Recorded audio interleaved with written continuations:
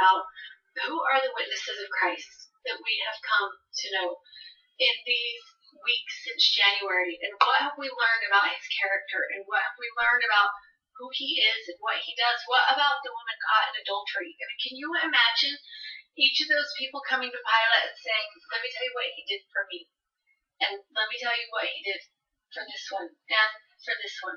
Right, you can't, like, I want to be in the crowd, you know? Like, I want to be standing in there for Pilate to stand up and be like, what evil hath he done? You know, it's like, give me the microphone.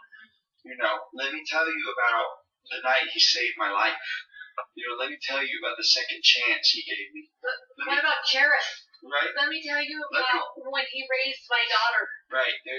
That is such a great question as to use as a, just to look back over these 3 years. Why should we crucify him? What evil hath he done? Or rephrase it for him and say, what good has Jesus done? And I think each of us are going to come to a point in our life, and maybe several times, where we choose Jesus or we turn our back on Jesus.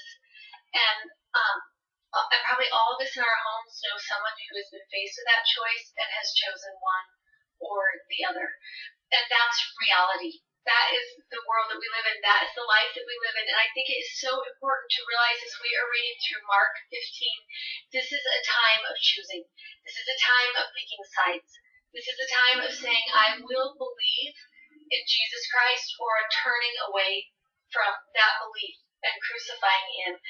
And we watch that happen. And another part that we just love is in this very same chapter. If you were with us for the Easter videos, you know we love this part. And I'm just going to barely touch on it. If you want more about this week, you can go back to LDS Living on their YouTube site and watch all of these people's experiences with Christ. But one that is tender to us is Simon, who is a Cyrenian. And we're going to read in Mark 15, verse 21. There is a phrase I want you to see. It happens twice.